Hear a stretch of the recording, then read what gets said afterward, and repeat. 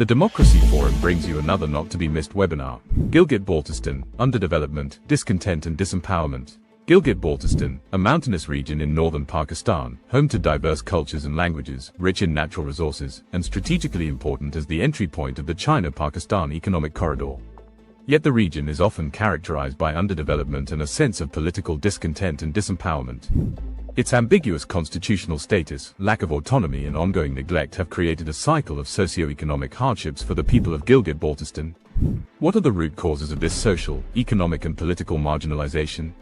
And how might the way forward look for Gilgit-Baltistan? To learn more, tune into our debate, bringing your questions and comments for our expert panel. Hello and welcome. I am Humphrey Hawksley. This is a Democracy Forum debate where we peel back layers on issues that could impact all our lives, but that too often are ignored by the mainstream media and the global commentariat. Today is one such topic: Gilgit-Baltistan, underdevelopment, discontent and disempowerment. Why is the Democracy Forum spotlight falling here? Put simply, because of a perfect storm brewing of challenges in a little-known place that is snowballing into unrest and more.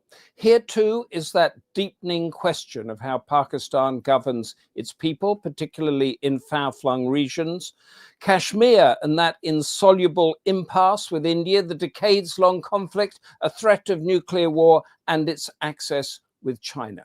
Gilgit-Baltistan, a little reported place giving us a deep canvas of debate among our expert panel: Senge Sering, Jean-Luc Racine, Shivam Shekawat, Darius Nasimi and Alok Bansal. We have the Democracy Forum chair, Barry Gardiner, with us to sum up at the end. But as always, I'll ask the Democracy Forum president, Lord Charles Bruce, to lay out the background and the canvas of our debate. Lord Bruce, the floor is yours. Good afternoon and welcome to the webinar, which will explore the current status of Gilgit-Baltistan, a territory of Jammu and Kashmir where, according to the United Nations Human Rights Council reporting earlier this year, I quote, "For far too long, the people living under Pakistani administration have endured disenfranchisement and underdevelopment and have been subjected to a litany of political and constitutional restrictions, severely curtailing their ability to enjoy basic rights in the 21st century. I'm very grateful to the team at the Democracy Forum for bringing this topic to the attention of our audience, and to Humphrey Hawksley for chairing the panelists who have very kindly agreed to participate today. It's perhaps not entirely surprising that the ambiguity which accompanied the emergence of Gilgit-Baltistan as a territory annexed and occupied by Pakistan in contravention of the United Nations Commission for India and Pakistan resolution of the 28th of April 1949 still permeates the geopolitics of the region. For over 60 years, Pakistan's rule over Gilgit-Baltistan has represented a culture of deliberate and systemic neglect. Although granting a measure of self-governance through the Gilgit-Baltistan Empowerment and Self-Governance Order in 2009, and later in 2018 with the enactment of the Executive Order, its citizens are still denied adequate rights and responsibilities. A lack of constitutional recognition which prevents any meaningful development of civil society. In 2020, an official proposal to grant provincial status has subsequently stalled. Gilgit-Baltistan remains a constitutional enigma, neither a province nor a federally administered territory. There are several reasons why it is unlikely that Gilgit-Baltistan will achieve the political autonomy which provincial status would surely confer, essentially as a consequence of the territorial ambiguity surviving from 1949, a constitutional tripwire which the Modi government has raised frequently at political and diplomatic levels, such as a comment passed by the Indian Defence Minister Rajnath Singh in 2022. I quote, "We have begun our journey of development in Jammu and Kashmir and Ladakh. We will achieve our goal when we reach Gilgit-Baltistan." Ethnic and linguistic diversity is another issue, where conflicting tribal affiliations and a complex socio-political structure create a distinctive cultural identity, which has been systemically subverted and manipulated by the Pakistan state. But perhaps the predominant and most immediate obstacle to awarding provincial status has been caused by the transactional relationship which has developed between Pakistan and China as a result of the China-Pakistan Economic Corridor program. There is no doubt that CPEC has conferred a disproportionate strategic importance on Gilgit-Baltistan, potentially which would be threatened by granting additional and necessary political autonomy. Indeed, the vulnerability of China's reliance on the Karakoram Highway as the backbone of its trade corridor from Gwalior to Xinjiang has been clearly exposed in the last 12 months, most recently by a popular uprising in June caused by the suspension of cross-border trade, which succeeded in completely blocking the highway for several days. Characterizing the predicament of Gilgit-Baltistan as, I quote, "not part of Kashmir, but part of the Kashmir dispute," the anthropologist Martin Zuckerfeld suggests that the underlying issue is, I quote, "not simply a conflict between Pakistan and India, or between insurgents and the Indian state for that matter, but an intricate entanglement of antagonistic political aspirations and relations of belonging, of power and resistance, of boundaries drawn and movements pushed forward or restrained." I look forward to hearing our panelists' views, and if you have any comments or questions, please pass them to the panel through the chair. Lord Bruce, thank you very much. A constitutional enigma, an intricate entanglement.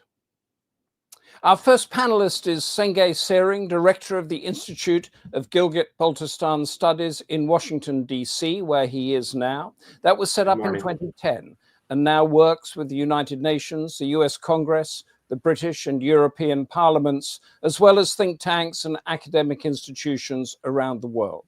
So, Senge Sering, start us off by giving us the context of Gilgit-Baltistan and, in your view, its underdevelopment, its discontent, and its disempowerment. Good morning from Washington, D.C. Thank you so much, Dr. Humphrey Hawksley, for giving this opportunity to join the esteemed panelists and the great forum that you have established to raise awareness about really important issues, burning issues around the world. I'm thankful to Charles Bruce for giving an overview of what's going on in Gilgit-Baltistan in the contemporary sense. Also thankful to the Member of Parliament, Barry Gardiner, for his support for events like these. My name is Senge Sering. I was born in Gilgit-Baltistan in the district Shigar. The second highest peak in the world, K2, is in Shigar. We share border with East Turkestan, as well as Ladakh and Hunza Nagar. So it's a strategic part of Gilgit-Baltistan that I come from. I have been raising the important issues about Gilgit-Baltistan in the United States and in Europe on different forums, talking about current situation, which has evolved because of an impasse that Dr. Charles Bruce mentioned from a chronic historical impasse. Today I will try to talk about Gilgit-Baltistan and give an overview of what's has brought us to today's situation. I would like to take you to 1947 And in 1947, there was this country that forcefully got divided. We know it's India. It was divided between, a part was separated from India and was called Pakistan. And while that separation was happening, there were a lot of princely states, 562 princely states that were making their, mind and decision about joining either India and Pakistan. And right in the middle of when Jammu and Kashmir state was making up its mind, a war happened between Pakistan and Pakistan attacked Jammu and Kashmir. And in that attack, the princely state of Jammu and Kashmir got divided. And one of its districts called District Ladakh, Baltistan was part of District Ladakh at that time. And Skardo, our capital today in Baltistan, was the winter capital of Ladakh at that time. So Ladakh also got divided. Other districts of Jammu and Kashmir also got divided. And we all know that, we have been told that that division happened because of religion, that people who were Muslims were not willing to live with non-Muslims, primarily the Hindus. They wanted their own homeland. And that's why the division happened. This is what we have been told. But as the time passed and, situations evolved, we realized that this division gave Pakistan a direct border with China in East Turkestan, in Xinjiang, and gave immense economic and strategic benefits to that country. And at the same time, this division, where Pakistan was able to gain control of Gilgit-Baltistan, Hunza Nagar, and other Stor and other districts, denied India the same strategic benefit that it was going to get by having a shared border with Afghanistan, with Central Asia, and through Afghanistan, Central Asia towards Iran and the rest of the Middle East. The definition of Middle East, it changes based on who you, talk to and who or you read. Sometimes, many authors and many experts put Afghanistan into Middle East. So we could say that up until that division, India actually shared border with Middle East at that time. So that was a great loss to India, not being able to access Central Asia, Russia, and the natural resources that these countries offer to India. And then India was relying on its sea lanes for commerce with the Middle East, with Iran, and accessing Afghanistan. So I think that was a big loss to India. And as the situation evolved a little bit more, we saw that the Soviet Union and China relationship kind of cooled down, and they were falling apart. So China, Pakistan, and China and the West, they became a little, have better relationships. And that led to China and Pakistan temporarily deciding the border of Gilgit-Baltistan and Xinjiang. And a temporary document, an agreement was signed between Pakistan and China in 1963 that says very clearly, details that if after the solution of the Jammu Kashmir impasse, if Pakistan were to keep Gilgit-Baltistan, then this would be the permanent border between China and Pakistan. But whereas, and if India were to regain control of Gilgit-Baltistan, then China and India would renegotiate the borders that had been set up.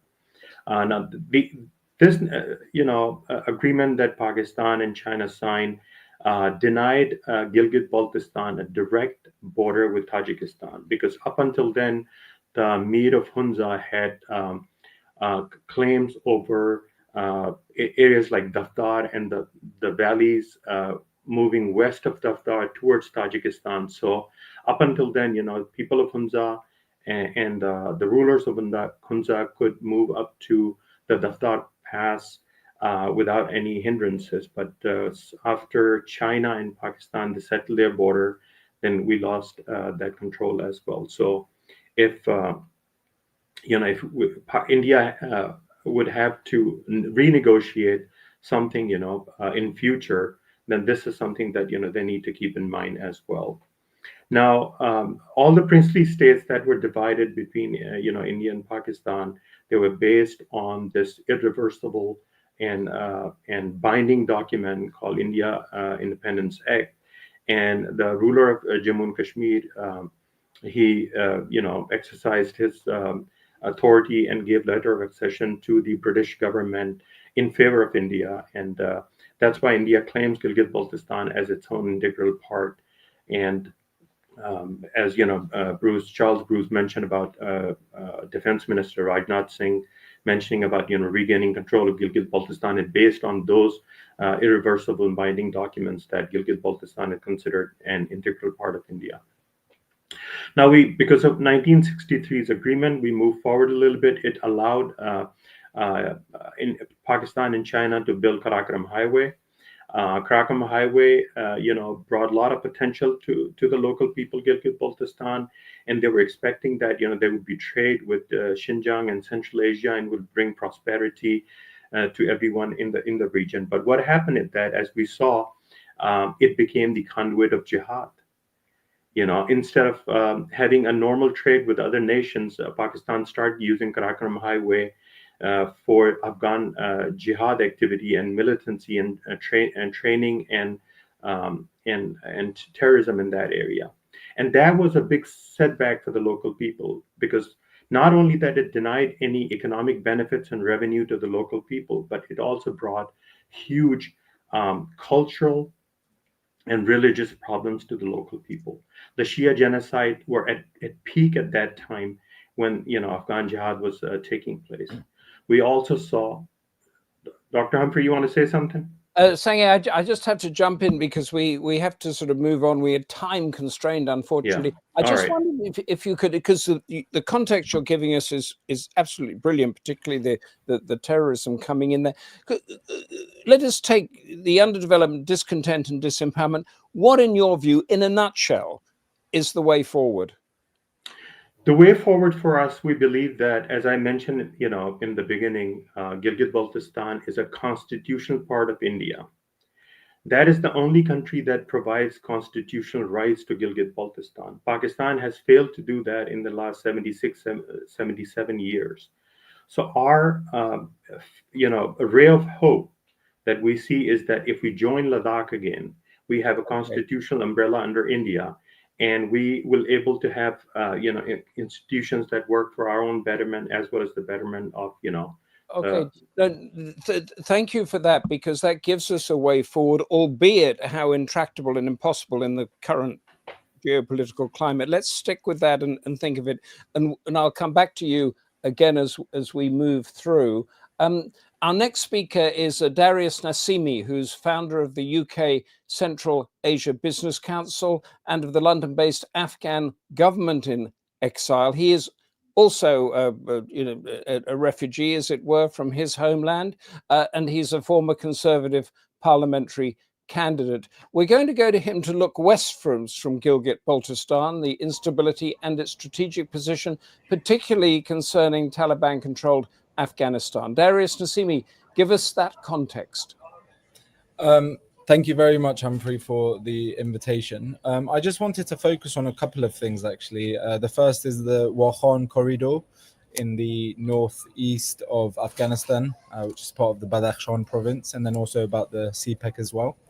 But I mean, to start off with, I think the Taliban in Afghanistan, they refused to acknowledge Pakistan's control and claims over Gilgit-Baltistan, and the context for this comes because of the Taliban's recent plans talking about revising its borders with all the Central Asian countries, and they've also started the construction of the Khush-Tepa irrigation canal, which originates in the Amu Darya River, and this will supply water to the northern provinces of Faryab and Balkh in Afghanistan.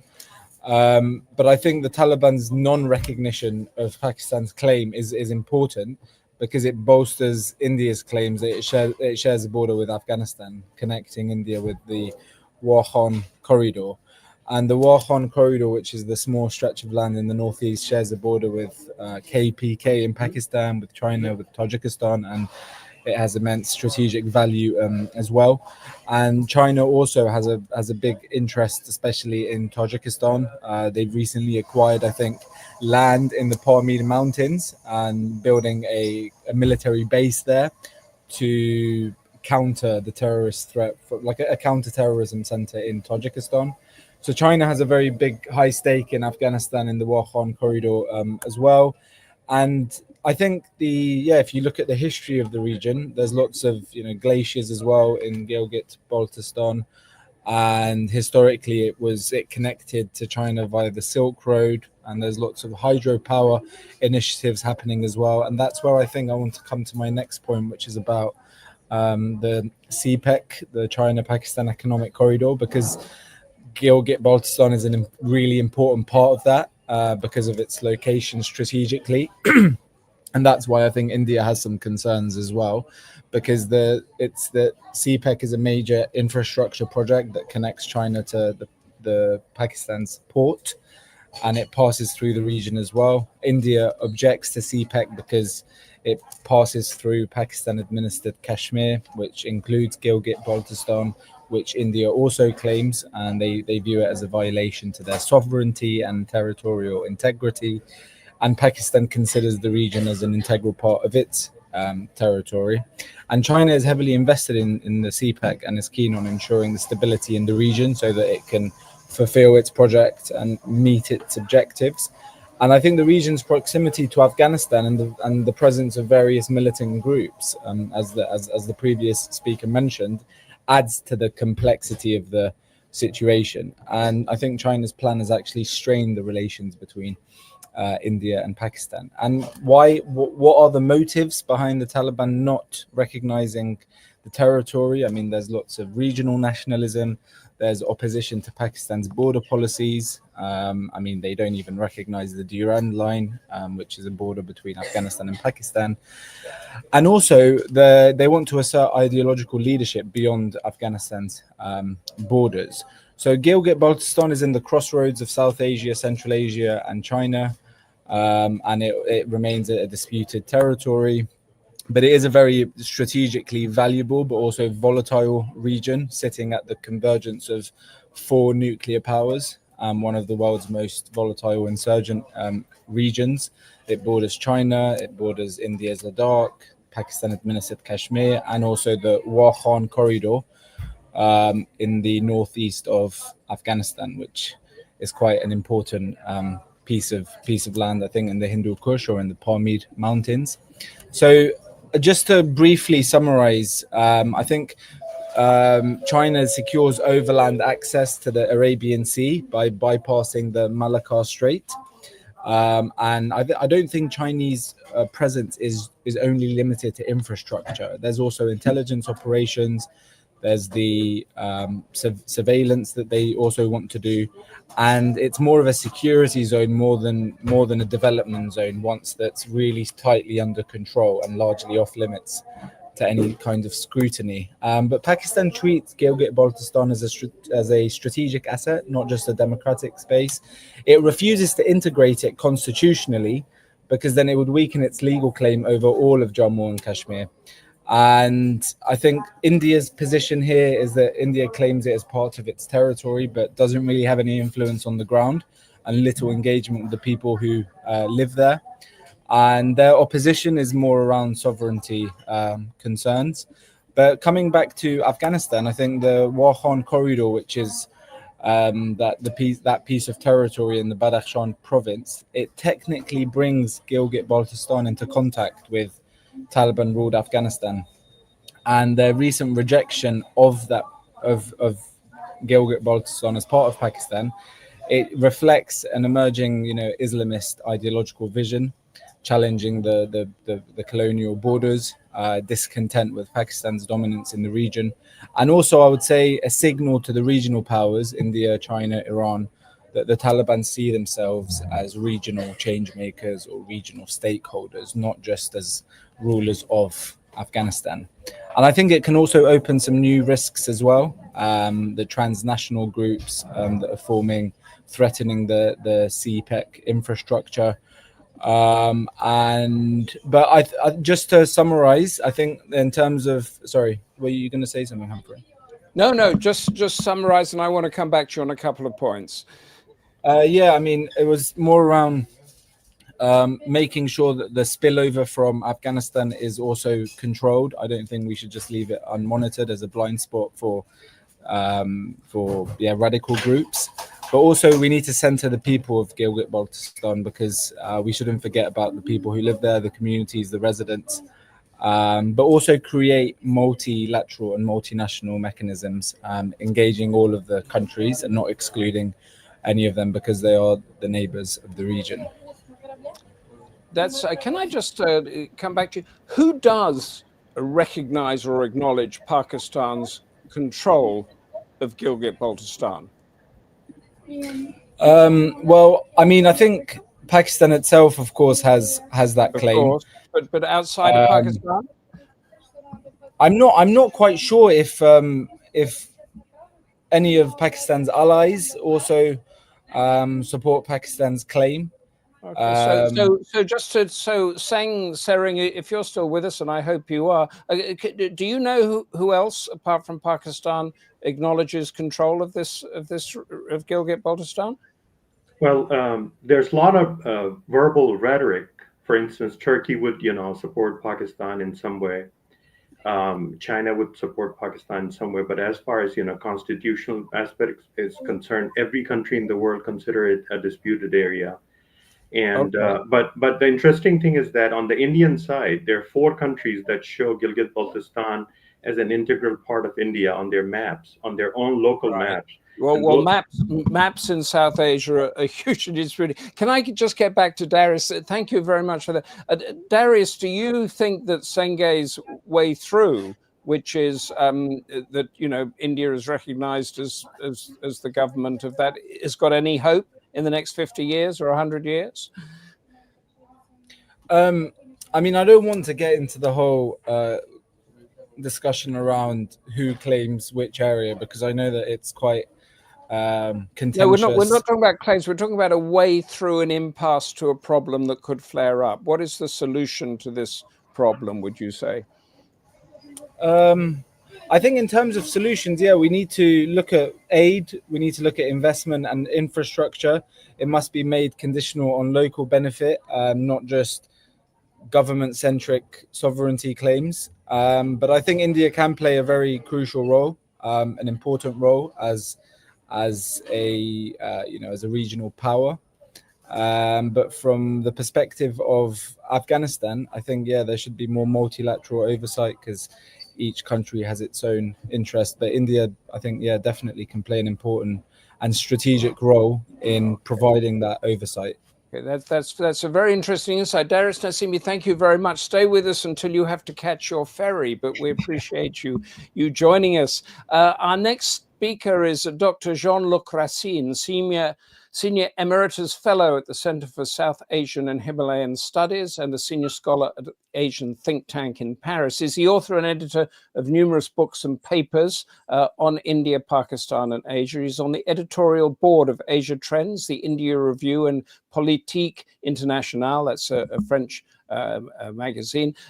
78 years after the partition, Gilgit-Baltistan remains a prisoner of the Kashmir dream, he argues, of both Pakistan and India. So how does it escape? Dr. Jean-Luc Racine, tell us what you know.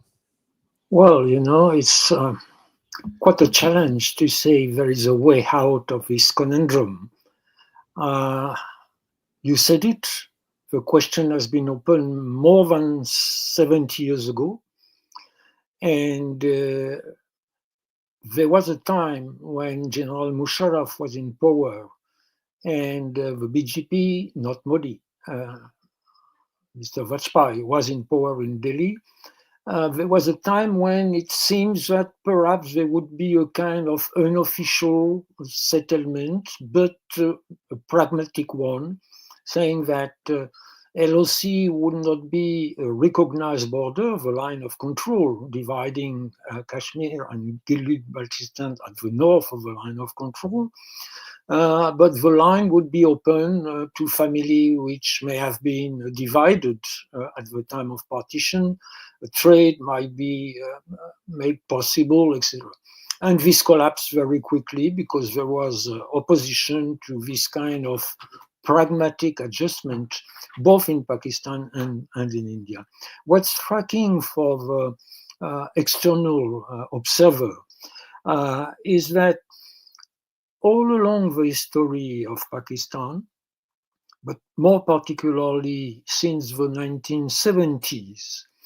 For people in power, Zulfikar Ali Bhutto, then General Zia, promise that the provincial status would be granted to Gilgit-Baltistan.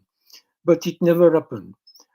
In 1999, the Supreme Court made a landmark judgment saying, I quote, the people of northern areas, which was the name at that time, are citizens of Pakistan and should get the same right than other citizens, except that the court was very careful not to make any precise statement about what could be the status. So there was a kind of declaration of principle, but not more. And in 2007, under General Musharraf, what has been before council with, at the time, partly elected, become a kind of legislative assembly with limited power, because finally, since 1947, this is a system of diversified diarchy which is in place in Gilgit-Baltistan. You have local authorities, but the key power is always the Prime Minister in Islamabad or the Minister for Kashmir Affairs. And this is why, in a way, when we look at the title of this event, Underdevelopment, Discontent and Disempowerment, I've paid more attention to disempowerment because disempowerment is precisely the source of underdevelopment and discontent. I would not say that if one day the full-fledged status of a province of Pakistan would be granted, everything would be solved. There was earlier this year a very interesting paper by a former Pakistani official hailing from Gilgit-Baltistan, Afzal Ali Shegri, who published regularly opinion on the Gilgit-Baltistan conundrum, who underlined that there was a problem not just with Islamabad, but a problem with the local government in Gilgit-Baltistan, who develop excessively the administration at the cost of the local people.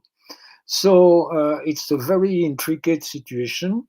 And what we have seen is that similarly, being the Muslim League in power, the PPP in power, or the PTI from Imran Khan, whatever be the general context in Islamabad or in Gilgit government, nothing has really changed. Because it has been said before, but it's the key issue, that Pakistan don't want finally to give a standard provincial status because it thinks that it could be a problem if one day, and I don't believe that it will happen soon and probably not later, the UN resolution of the late 40s and early 50s would permit to organize a plebiscite. This is the ritual statement by the various Pakistani government, but the price to be paid is paid by the people from Gilgit-Baltistan. Thank you very much. That was a fascinating backdrop there. I'm just thinking we've talked a lot about the constitutional elements of this, but how bad is the underdevelopment and the discontent at the moment? Well, here I think we have to remind ourselves that Gilgit-Baltistan is an area of, let's say, 73,000 square kilometers with less than 2 million people, in a country having 240 million people, which means that the very small size of the population on one hand, and on the other hand, the strategic relevance of the area, its liminality, its diversity with a part of Shia population, diverse language, etc., etc. The voice, of course, of the local people is subdued, and it's not able to put enough pressure even on their own elected people. Could I put you a question that's come in from Salman Anwar, who's challenging some of the historical sides there, but he says a couple of things, that the people of Gilgit-Baltistan under the leadership of Rajas and Mirs of Gilgit-Baltistan unconditionally joined Pakistan, adding that this is the most peaceful area of Pakistan. Do you agree with that? Well, I'm not really an expert on the time of Amir and Jagirs, but it's true that when in 47 there was this revolt of Gilgit Scout, and a very short republic of Gilgit-Baltistan, they claim for joining the newly established state of Pakistan, and it was rejected. Okay. So the history of late 40s, 50s, and 60s, where the status was never very clear from the very beginning. And even now, when Nawaz Sharif decided after a committee sitting that, we may grant a provisional status, provincial status to Gilgit-Baltistan, nothing happened. Okay. So we may understood that people having the real historical background might say, it was perhaps better at the time of old rulers. Yes, which of course is a familiar refrain that we get from around. It was better before, yes, but it's not always convincing. Yes, thank you so much for that. And stick with us because we will come back to you. Our next speaker is Shivam Shekawat with the Observer Reach Foundation, a strategic studies program specializing in security, political and economic developments in Afghanistan, Pakistan and Nepal. She's a contributor to the Economic Intelligence Unit and was involved in the recently published Foreign Policy Survey of how the young view the challenges of South Asia and China. I would like to know how the young view this particular challenge, and also what is China's role? Shivam Shekawat, tell us what you know.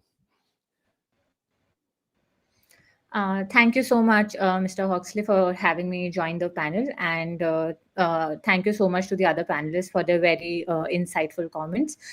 Specifically, if I start off with what the foreign policy, how the young in India perceive this particular issue, or how the young in India perceive Pakistan and China in general.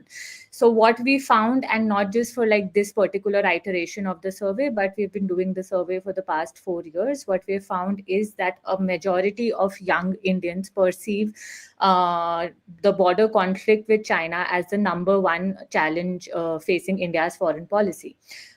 This is followed definitely by cross-border terrorism, and then at the third place there's border conflict with Pakistan. This I'm talking about particularly for this particular survey, and a lot of the questions that we kind of asked in the survey as well kind of gave a perception about how the young in India are still very cautious in terms of the bilateral relationship between India and China.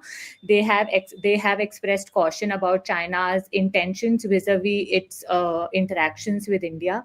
They have shown caution about the growing nexus between China and Pakistan, and I think this definitely becomes much more important in the context of the latest standoff between India and Pakistan, and the role of China that emerged in that particular conflict. So I think the kind of impression that we get from the young people in India about the threats facing India's foreign policy in the foreseeable future, they kind of center on China and how China might, like how China's aggressive and kind of the kind of revisionism that it intends to follow in South Asia in particular, how that can have an adverse impact on India's interest in the region. Just a caveat: the findings of the survey are based on the data that was collected last year, so that was much before this current standoff between India and Pakistan. And I think the kind of understanding that we as authors have gained from the findings of this particular survey is that, now in the next iteration of this survey or of any other public opinion survey of how young India see Pakistan or China or any other challenge, I think the concern with regards to Pakistan is definitely going to increase. I mean, for the longest time, there had been a perception in certain sections of India that because India had managed to kind of dehyphenate itself from Pakistan, and which is still the case. It had focused on integrating itself with the other South Asian countries and not letting Pakistan be the stumbling block or the obstacle in terms of, taking forward India's efforts to increase connectivity or integration with South Asia in general. But I think with the current standoff and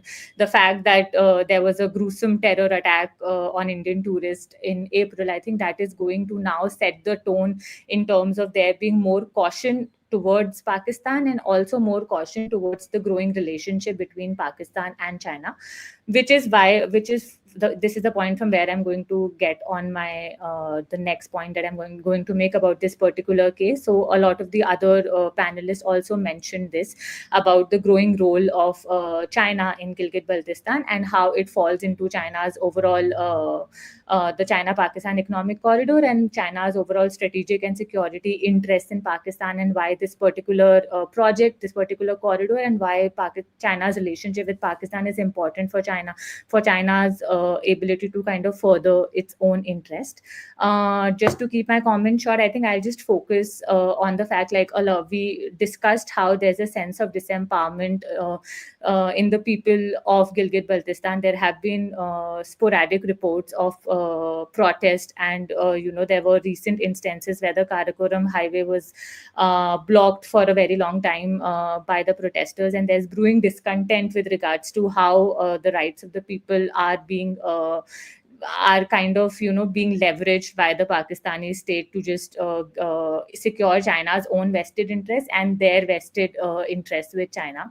So I think from that perspective, the point that I would like to make is even if we talk about CPEC as a whole as well, not just in Gilgit-Baltistan, but also the discontent that has been brewing in people living around Gwadar or in other provinces, what the impression that we get is that the way that CPEC was marketed to the people of Pakistan in terms of how it's going to usher in a period of renewed growth, or how it's going to bring in a lot of investment and create more employment opportunities, it is now very clear, not just in Pakistan but also all over the world. And this is also in general of an overall fallacy in the BRI projects in general, but that the benefits do not kind of accrue to the local people.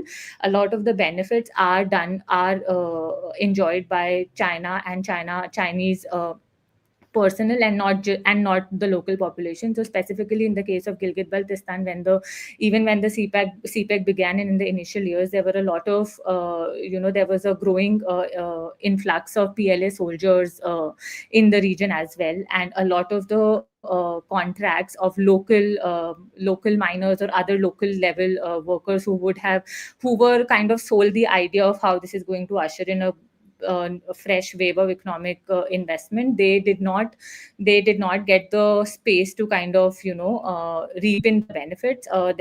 For most of the CPEC related projects, it's the Chinese personnel who work on these projects, it's the Chinese companies who win the tender for the projects, it's the Chinese contractors who kind of manage everything, and it's the local people whose resources and whose control over their resources is kind of confiscated by the state a lot. Yeah. Thank you. No, thank you. That was a great perspective you gave it. I just wanted to ask you one question. You are of the younger generation, and as we've heard, this has been going on for 78 years throughout your childhood and whatever. What do the young think of all this stuff about India, China, Pakistan not talking to each other, disputed territories and all that? Is there a movement just to say, sort it out, it doesn't matter, or is it an entrenched issue of sovereignty and patriotism? I think for this particular question, like if I could keep like India, Pakistan, and like how they perceive China separately. So definitely in the case of any border issue or any issue related territorial issue with Pakistan, it is a very strong, it has a very strong historical legacy supporting it. So I think in that case, and specifically in the current context, in the aftermath of the conflict in May and Operation Sindoor, obviously the young in India do not like their the sentiment that they had towards Pakistan. Like even if there was a certain section of people who kind of thought that it is a possibility that India and Pakistan might be able to sit things to and solve a lot of these issues, they've realized that that will kind of demand like a complete overhaul in how Pakistan thinks and approaches issues with India. So I think with regards to Pakistan, there is the caution and the anger in terms of there not being a sustainable issue to the overall conflict that has increased. But I think in the case of China, even because both the governments have also now started taken some initial steps to bring about a thaw in the relationship. So even though border conflict with China is considered a very big challenge, but I think there is still some expectation that the two sides might be able. There is a lot of trust deficit, which I, as a young person, also kind of see it because of some of the actions of the Chinese state. But I think there is still some expectation that this could be managed. So I think this is how I... Lovely, thank you. From what you said, there's no great expectation that your generation is going to solve this any more than the past generations. Our final speaker, if we can reach him, is Dr. Alok Bansal, Director at the Center for Security and Strategy at the India Foundation. He served in the Indian Navy for 32 years, served in Operation Pawan in Sri Lanka, commanded warships, and authored several books on South Asian security, including one called Gilgit-Baltistan, its saga of unending human rights violations. How bad is it, Alok Bansal, and what will be the wider security implications? Oh, well, thank you so much, Humphrey. Firstly, my apologies for having a problem. Unfortunately, I took it to be 1 hour later. Assuming it to be GMT, did not realize that summertime has 1 hour shift, and that's why I'm still in the car. My sincere apologies, firstly. Okay. Before I come to the topic, before I come to the subject matter, I just wanted to clarify some issues which Mr. Salim Anwar pointed out and you highlighted it, where he tried to talk about the historical disconnect between Kashmir and Gilgit-Baltistan.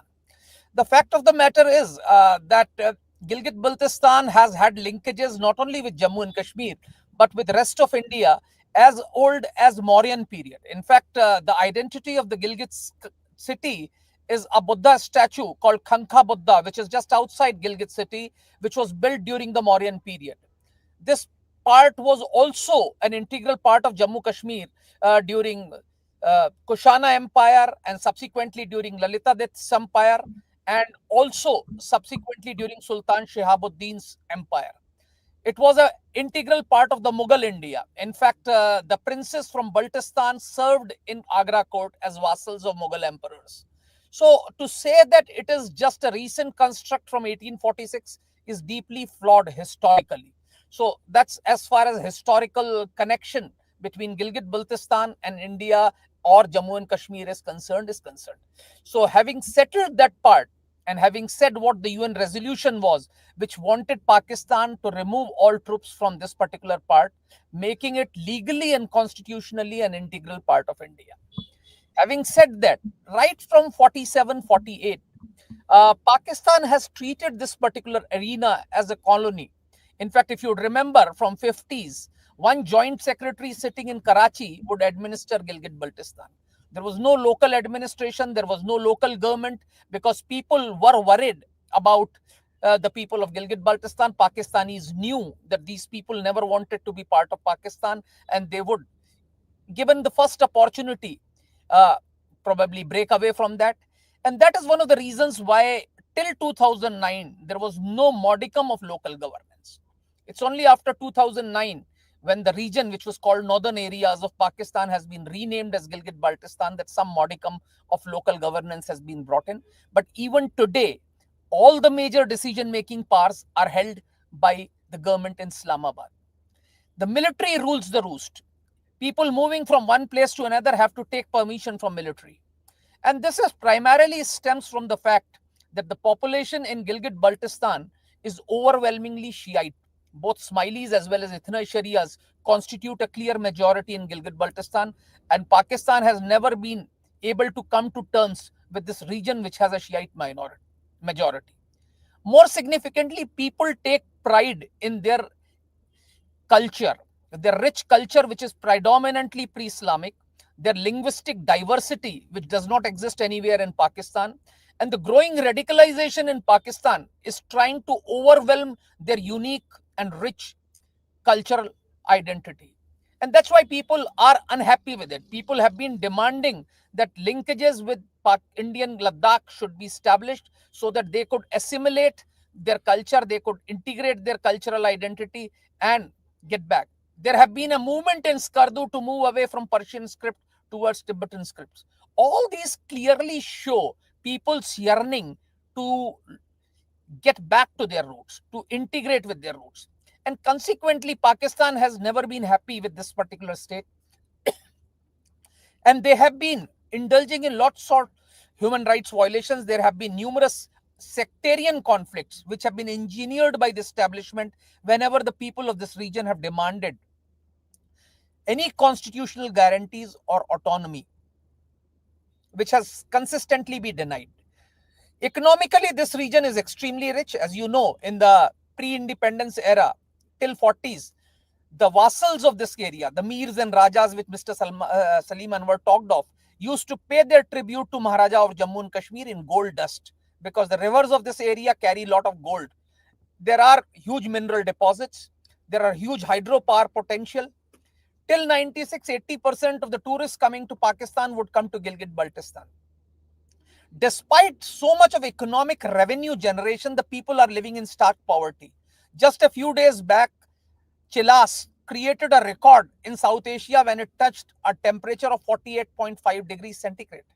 The people have no basic amenities. In fact, electricity is missing. Despite this area generating a lot of electricity, there are power cuts. The prices of electricity, prices of essential goods are very high. There have been occasions when people traveling to Gilgit-Baltistan have been stopped and brought down from the buses in Pakistan and shot dead at point blank range after establishing their sectarian identities. So the area has suffered, and in fact the people have been wanting to voice their discontent against the Pakistani occupation, and that has been the case. I think the region, which is geostrategically a very, very significant part, has a lot of importance for the entire region. And let me end it by just speaking that constitutionally, Gilgit-Baltistan is an integral part of India according to Constitution of India. It is not a part of Pakistan according to Constitution of Pakistan. And according to China, it is a disputed territory in accordance with Sino-Pak Agreement of 1963. So that is the constitutional and legal position. And today, of course, it's very important both for China and Pakistan because CPEC passes through it, which is a very, very important ingredient of Belt and Road Initiative. And Alok, could I just ask you to, given the realism of the geopolitical circumstances right now, what do you see as the best way through? Something that could be initiated tomorrow that might work? See, firstly, I think we should look for maybe autonomous status for Gilgit-Baltistan or an semi-independent but considering the prevailing environment in Pakistan, that's not feasible. So ideally, Gilgit-Baltistan should be an autonomous part of Republic of India, which celebrates plurality because India stands for pluralism actually. India's ingredients are democracy and pluralism. Neither of these two exist either in China or in Pakistan. All right. Thank you very much for that, and thank you for our panelists. I hope to come back to you, but before we do, because we're out of time, we're coming to the end of the Democracy Forum debate, and I'm going to ask our chair, Barry Gardiner, who has been listening in, to give his view of what we've discussed. Barry, over to you. Gosh, Humphrey, right. And only 4.5 minutes to do it in. We can go over a little bit. We weren't quite sure who was going to turn up and who wasn't. Well, look, so, yeah, go. What do I know at the end of this hour that I didn't know at the beginning? That Gilgit-Baltistan is one of 2 administrative territories that make up Pakistan's administered Kashmir, the other being Azad Jammu and Kashmir. For Gilgit-Baltistan's constitutional status is underdefined. Neither it or AJK are formally integrated into Pakistan, nor have representation in Pakistan's national parliament. The 2017 census estimated that their population was just under 1.5 million. In 2025, obviously, we've seen the flooding, the landslides, and what is absolutely clear is that people reference the beauty of the place, the fact that it was the source of tourism or the destination of tourism and the tourism dollar. But that also was part of the reason why it was so susceptible, or is so susceptible, to climate change. And we had the record floods, and we see the rapid melting of the region's glaciers. Yes, everyone mentioned that in January, protesters blocked the Karakoram highway for several days, and how that is a crucial link for the China-Pakistan corridor, part of the Belt and Road Initiative. It seems that protesters were angry about rampant power cuts, which they say some of them last as long as 20 hours. And that despite the region being the site of so many hydropower and thermal power stations. In February, mass protests took place around the sites of 2 major hydroelectric projects. The protesters were objecting to the lack of jobs given to local people in the project, and the demolishing of hundreds of homes to build dams, and the lack of compensation that was being offered. So yes, discontent with the province's constitutional status. Recent land reforms and issues with China-Pakistan trade have also triggered unrest. In February, lawyers in the region announced a month-long boycott of the courts. They demanded the appointment of new judges in positions in the region's Supreme Appellate Court, but also asked for suspension of a proposed land reform act that they were afraid the government could use to seize public lands in the territory. That act was passed in May, but the Legislative Assembly triggering large protests and blocking of the highways in June and July. So we talked about the way in which they blocked the highway for several days, and there was a whole series of dissatisfactions that came together. Disempowerment. It's not formally a province of Pakistan. It's not referred to in the constitution. It's not represented in the country's parliament. The people living there pay taxes but do not have full Pakistani citizenship. You know, what was that old cry hundreds of years ago? No taxation without representation? Well, here it is, living and breathing in the 21st century. Gilgit-Baltistan still directly controlled by Pakistan's central government, although in 2009 there was some move towards limited autonomy through the Empowerment and Self-Governance Order that included the creation of that Legislative Assembly. And the Assembly has passed resolutions calling for it to be made Pakistan's 5th province, but it just hasn't happened. Imran Khan, I think, announced that his government would grant provisional provincial status, but it wasn't clear what that status would entail. And in the longer term, he wasn't prepared to make the region a province that was formally integrated Pakistan. That announcement, of course, was opposed by the Indian government, and the Indian government is very clear that all of Pakistan-administered Kashmir, including Gilgit-Baltistan, is a sovereign part of India. It was also criticized by the Kashmiri separatist groups, though, in Indian-controlled Kashmir, like the All-Party Hurriyat Conference, which campaigns for either the entire region's merger with Pakistan or the creation of an independent Kashmiri state. And Gilani said that a step risks Pakistan not only weakening its position and losing moral high ground, but also demoralizing Kashmiri people and debilitating their struggle for the right to self-determination. So you can see that there are all these competing interests, going at each other.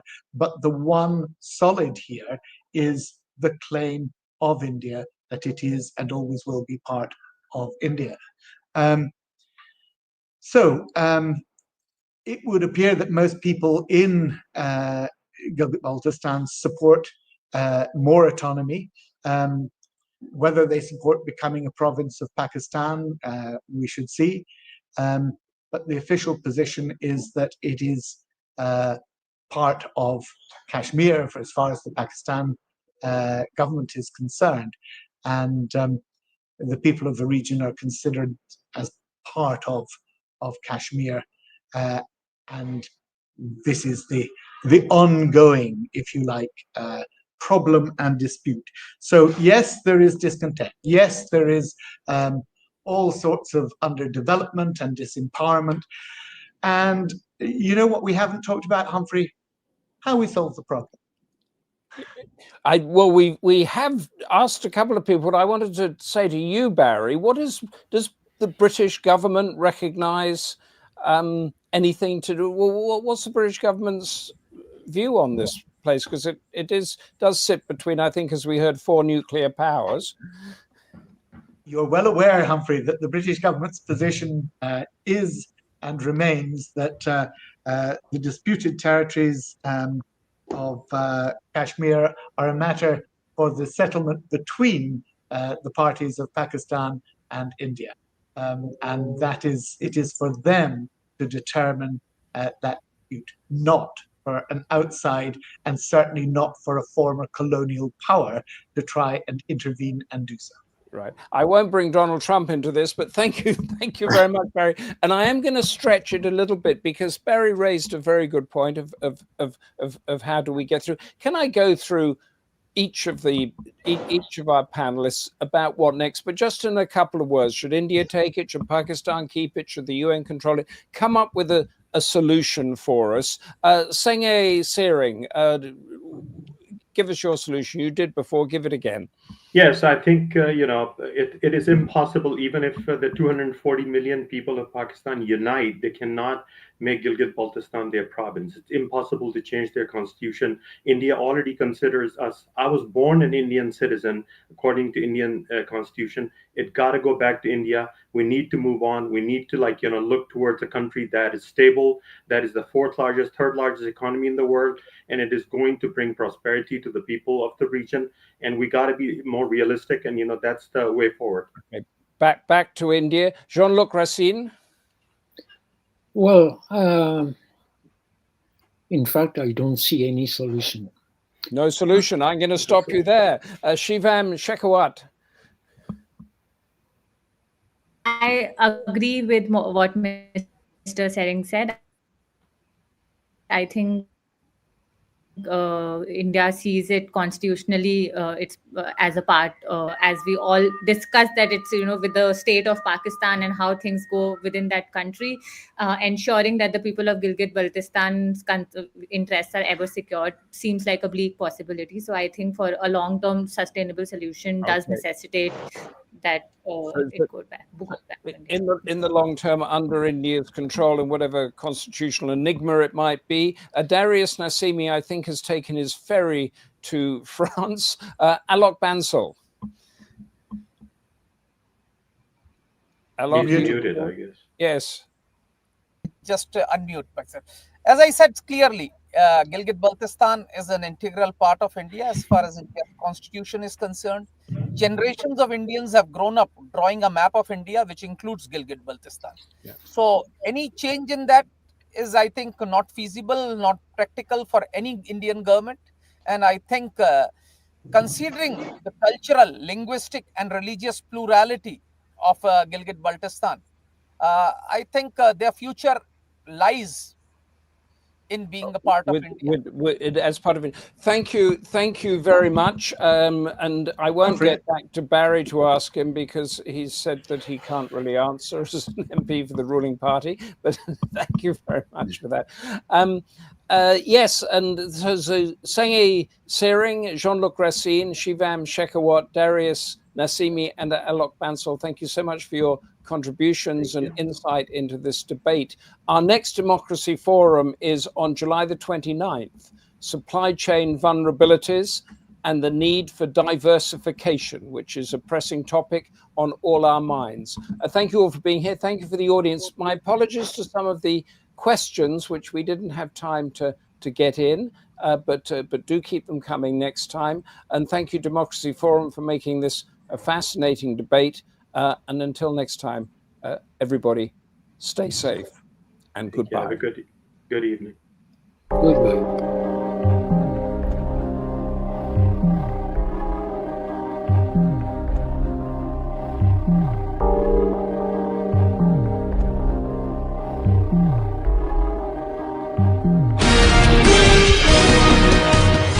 The Democracy Forum is a not-for-profit organisation founded in 2009 under the patronage of Baroness Nicholson of Winterbourne. Its principal goal was to work for the furtherance of democracy, peace and the rule of law in order to counter religious fundamentalism and intolerance in our global communities. In an increasingly fractured world, this goal continues to be the driving force behind all of the Forum's activities.